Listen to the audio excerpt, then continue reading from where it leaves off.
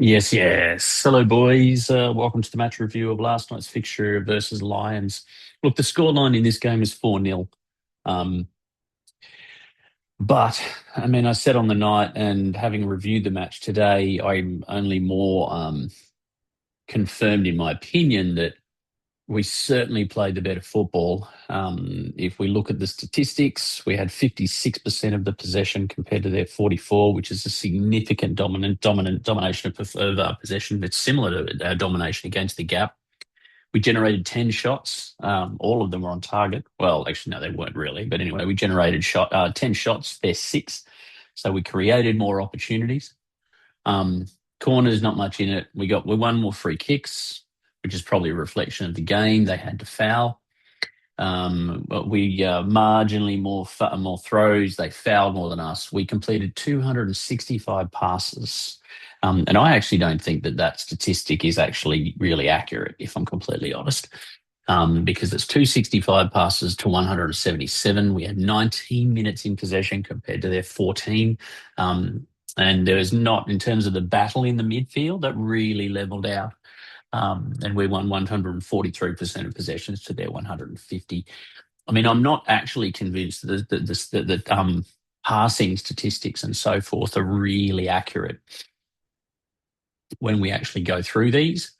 Um, but if we move forward to the actual analysis, my position on this game is, as I've said before, if we continue to play this kind of football, we will dominate teams. We'll create ample opportunities to get the goals in. As it is, I mean, we had a chance in the second minute. Benji puts that one in, even against a team like Lions. I think it's a different ball game. They're not used to going behind on the scoreboard. If they go behind on the scoreboard, I think every likelihood of witnessing them sort of dropping their bundle a bit, really. So our goals were, can we retain the ball across multiple phases? So I've got some data and I've obviously got some footage that we're going to use to discuss this point. These are our passing numbers, okay? Whoop. So look, I mean, I know for a fact that wasn't our longest passing string of nine. We had a passing string of, I think it was 17. It was fantastic use and retention of the ball. Um, but nonetheless, I think this data, flawed though I personally think a lot of it is, it does portray the picture. 41 passing strings of 3 to 5 compared to their eight. Three more and in the six what have you market, and five. So a lot of shorter passing strings. And I thought that was actually really well manifest. If we have a look at this is actually the heat map from the second half. And you can see they did not have, pretty much the only forays into our half were more or less the goals that they scored, really. They didn't get too many of them. So really, really attractive football, really good football. If we keep playing that kind of football, then we will get the result that we want more often than not. So starting off, I'm going to start off. I'm going to look at the retention of the ball. Now, to start with, the first section that I created uh, earlier in the game, so 9:30. I'll go back a tiny bit. 9:37. So here we are. We've got the ball here. Now, actually, it's a little bit further back. So this is just an example. Oh, okay. I'll let it roll. Midfield bomb. That was more or less their solution. Okay. So we get the ball. Luke wins the ball now. Luke passes it to Mael. Now, in this situation, we've got options everywhere. Okay. We don't need to rush anything. We have options literally everywhere. So from here, Nael's good with the ball at his feet. He can pass the ball well. So options are to pass to Luke, can pass to his feet, can pass through, can check in, could find Griggsy, could potentially turn, find Benji. So there's lots of options. Really lazy, just one touch pass, really not necessary. Needed an accurate pass. We turn the ball over. So this is just discipline. Okay. It's purely discipline. Take a touch, play the ball to feet. Okay. It's really, really simple. There's another example here, 11:31. We got a little overexcited at the start, I felt. Okay, so we've got the throw, quick throw in to Mael, back to Major. Now Major bombs it in. Now at this point, no, sorry, that wasn't Mael earlier. I think it was Benji. Mael does a pretty solid job of getting it under control with his chest. The ball bobbles, then a facey. Now Luke's got the ball here. Now at this point in time, we're going to struggle to get a shot. So these are moments where I think patience is useful. It's the fourth minute of the game. We've been enjoying a lot of possession. Options. Better options are a pass, maybe even a pass through to Benji, or turn on the ball and bring Luke into play, and then we can build up again. Okay, because we turned the ball over, we've moved it quickly, but what we end up doing in this situation as we play it through just takes a really low percentage shot.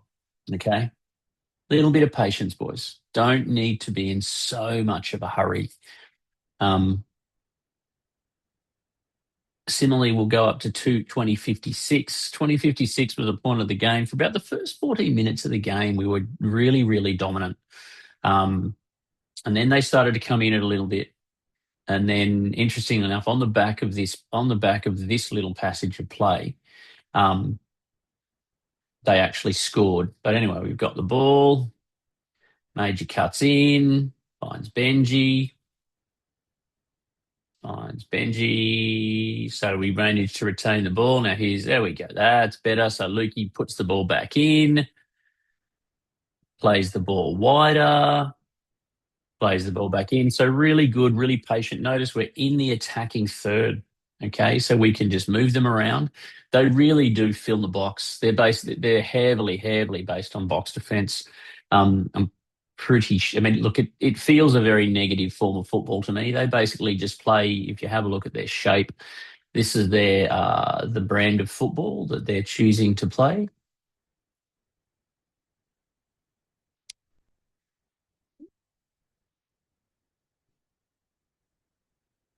Okay. What was going on there? So if we have a look at Lions, so they are basically just all about getting as many bodies in front of the ball in between us and goals as they possibly can. This is pretty much their team. Okay, 1, 2, 3, 4, 5, 6, 7, 8, 9, and then 10, 11. Just the two Africans up the top. So this is their game. Okay, and they try to be compact. I love the way that we recognize that. Okay, so this is basically them playing, and then one thing that is of significance when they do play is they love to have this number 6 in here because his job is to get the loose ball, and then he turns and he will go direct to the strikers. Okay, but he will then, once he's on the ball, he will then go direct to the strikers and hope that they can beat us with their speed. So good balls, but once again, we need to be patient. Okay, we need to be patient. And what happens here? So Luke goes to Luke. Bad touch, and then things can turn. Okay, and they go long. Griggsy caught out of position. Still nothing on as a 2-on-1. This does highlight how dangerous these boys are, though. Okay, because he's breaking, he's got pace, reasonable technical ability. Mick gets caught out because he wasn't expect us to break as much as we did, and they score. So this is a disappointing way to finish what I was highlighting as good retention. But it just goes to show we need to be disciplined about applying and maintaining our retention. Okay, it takes discipline and teamwork. And for the most of the game, we did a really, really solid job. Now we're going to go forward. This is something I wanted to highlight with goal kicks on retention that we've got to be mindful of. The reason I highlighted this is because it really it's on the back of one of the best periods of possession. Like if you go through, okay, so we'll go through to this. So get the ball, you can count them. Bang, bang, beautiful, bang, bang. Another pass, just racking up the passes, moving them around so we're in control. Look, we're not actually going anywhere, but we're moving them around till we find that option. Okay. Benji's in position. There you go. Riley just moves it out there. Let's just move around a bit. Okay. It's all good. We've got Major out on the right-hand side where he was all game. We've turned it. And now we find Benji. Benji ends up facing the wrong way, goes back to Max, and then Max goes to Major. Now Major receives the ball, goes forward. Okay, they squeeze him out. Griggsy's there, and Griggsy gets caught. Now they've got numbers, so you can see they've basically got 2-on-2 across the back, and their number 6 comes across to take Griggsy. This is what I wasn't happy with. We've just literally, I counted them 17 passes, and then we're just going to kick the ball straight back to them. In this situation, better scenario is there's no pressure on the ball. So the better scenario is to either A, pass to Max, Max can park to Major, or pass to Major directly. But there's no need to kick the ball away because all that ended up happening was we kick the ball, they win it in the middle of the pitch, and then all of a sudden they're on a counter attack. So discipline, boys, discipline, concentration. What would help Mick in that situation is to give him a call. Okay, call him and say, hey, yep, Mick, over here, over here. So now we'll go up to 60-40, 64-01, I think it should be. Or it could be 64-10. Let's have a look.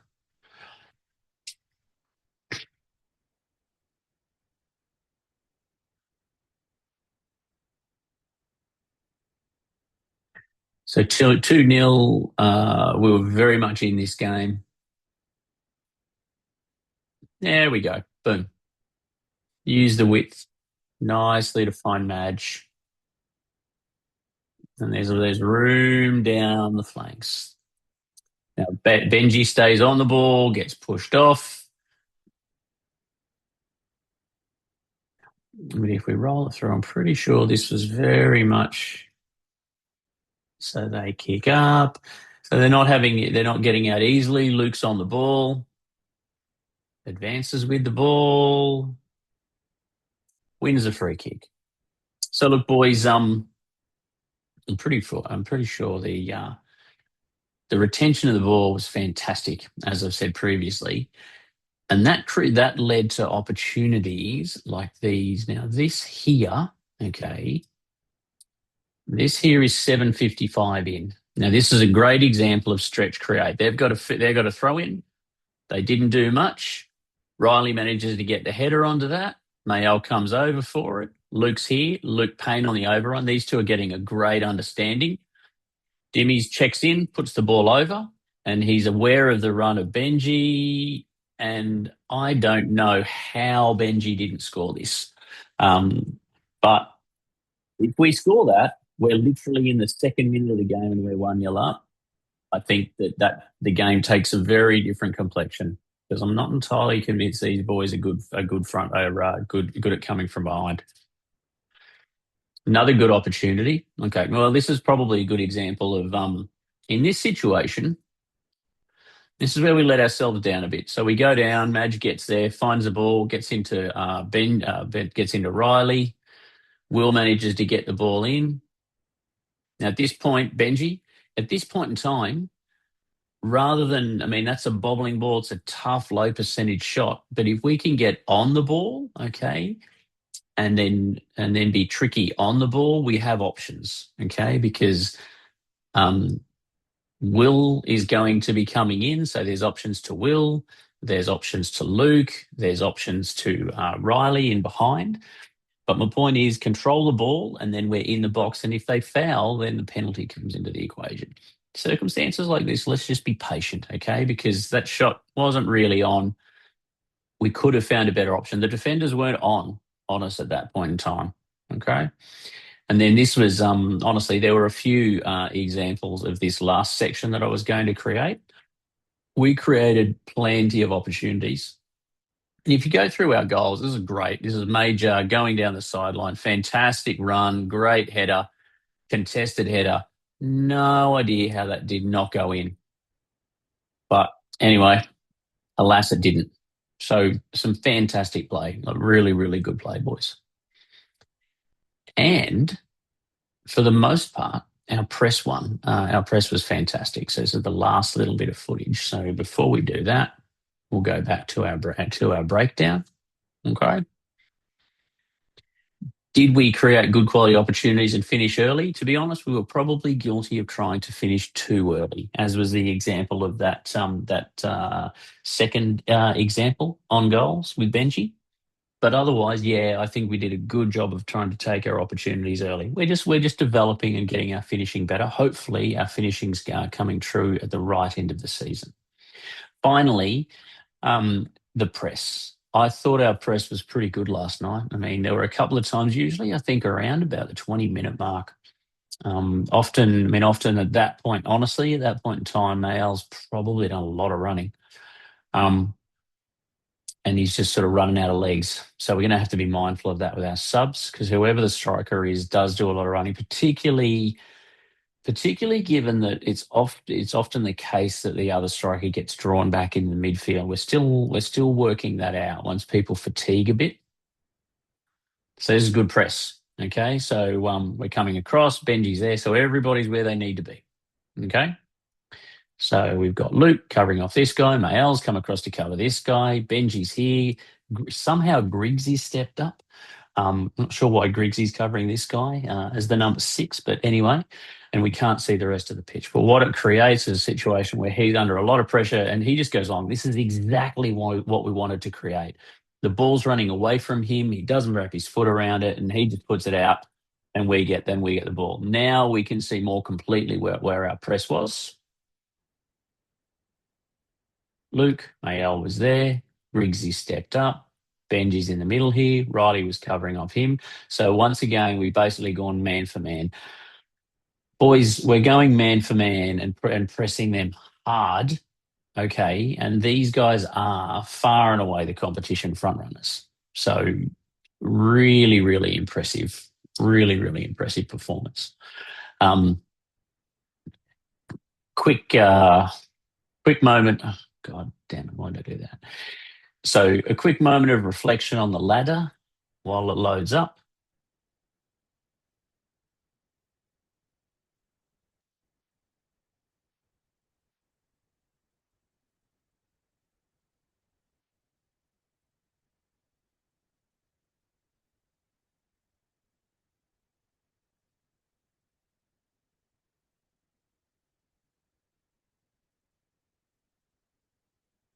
So the ladder is what I'm interested in looking at from the time being.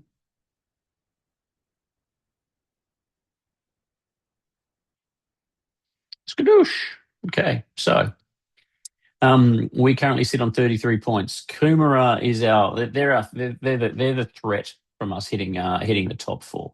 We'd be playing things slightly differently if they weren't within 2 points of us. Lions, that takes them to 47. They've got a couple of games in hand. It's hard to see how they don't get the minor premiership. Samford, who we play on Sunday, are within our range. So our eyes need to be set firmly forward on catching Samford.